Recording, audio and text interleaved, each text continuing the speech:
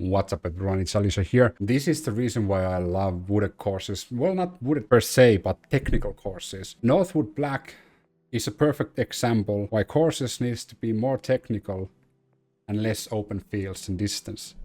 Because if your lead card scores averaging 6 under par in 3 rounds, I think that's potentially one of the best courses ever. As a viewer, I like those more than where you get minus 12, minus 14, minus 13. Why am I saying this? Well, the reason is the course record was broken this round.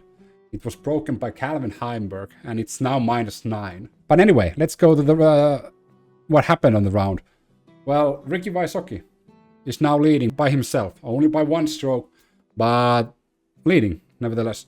He played an amazing front 9, minus 6 in the front 9, but the back 9 was giving hard times, not for Ricky only, but to a lot of people, and Ricky scored only even par on the back 9. But the front 9 was so good that lifted Ricky to be in the lead alone, going into the final round. Anthony Barela and Gannon Buhr are tied for second. The young guns keeping up with the champions, the more veteran players. Both scored minus 5.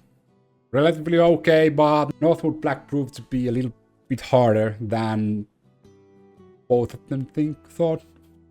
I think they played okay. They played over average, way over average. The course record is minus 9. They scored minus 5, so that's actually really good. But Ricky got a little better, and Ricky has a 1-stroke lead to those 2 guys.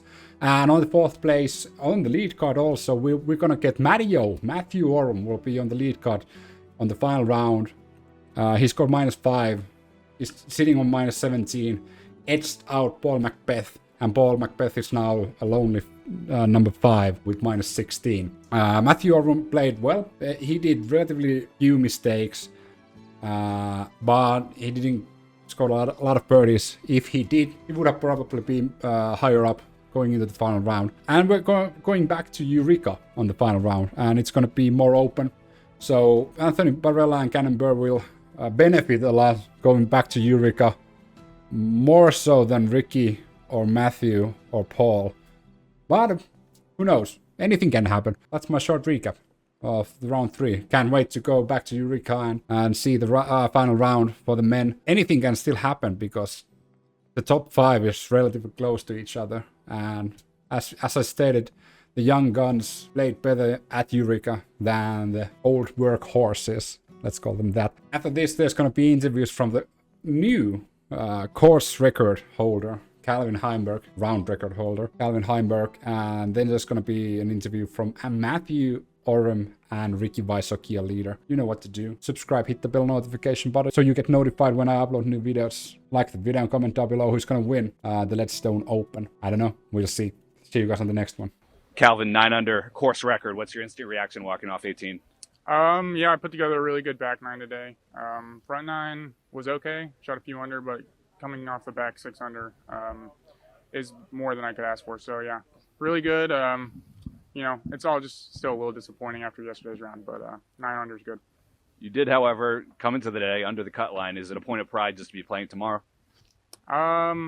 I felt pretty confident in my ability to make the cut line. I think it's 60. I think I was inside the cut line, actually. I might have been on it, but I don't think I was out of it. But I could be wrong on that. But yeah, I mean, playing tomorrow is good. I feel confident going into Eureka. So yeah, we'll see what I can do out there. You mentioned in your press availability that there's a few changes that might have made this really hard course a little easier. Do you think after playing it through, it's a little easier than years past? Yeah, I mean, it's definitely easier. There's some places where in the past you would get into some serious trouble if you threw into, and they cleared them out. You still have to throw great tee shots. If you're throwing tee shots that aren't in the fairway, it's going to be a super rough day. So still a demanding course, but definitely probably plays a couple strokes easier than last year. Well, congrats. Good luck tomorrow. Thank you. Back again with Matty O, 3 days in a row. We're talking to you. Must mean things are going well. It's going pretty well out there. Tell us about your round today. Highlights, lowlights. Started off with a kick left OB.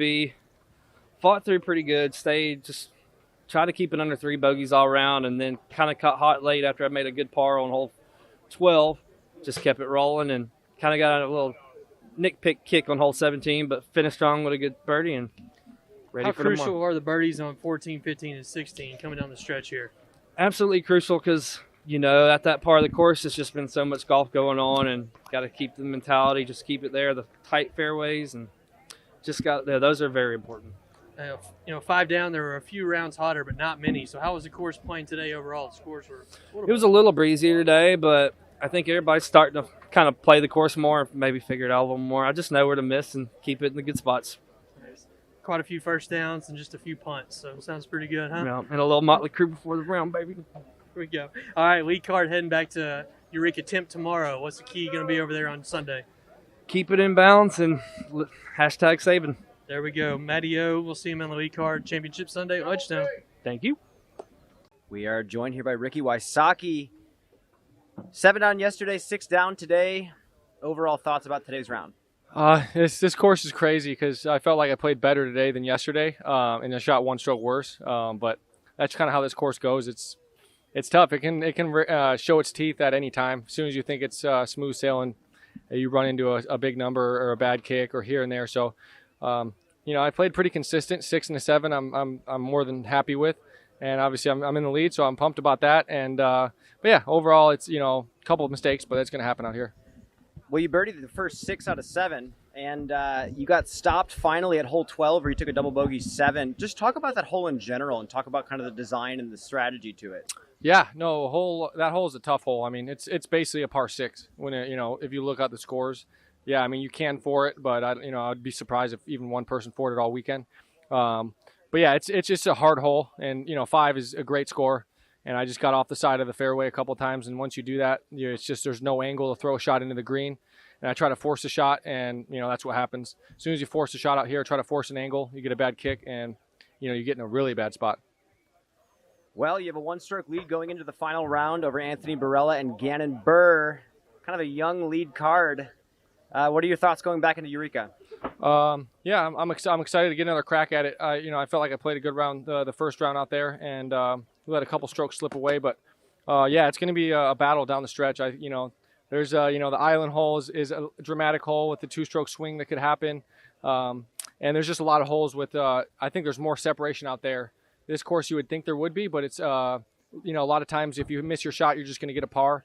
Whereas out there, you can rack up some birdies, and if you're not hitting your lines, you can get bogey. So there's a lot more separation out there, and I'm excited. Hopefully, I can set myself apart. Well, fantastic. Congratulations. Good luck tomorrow. Thanks.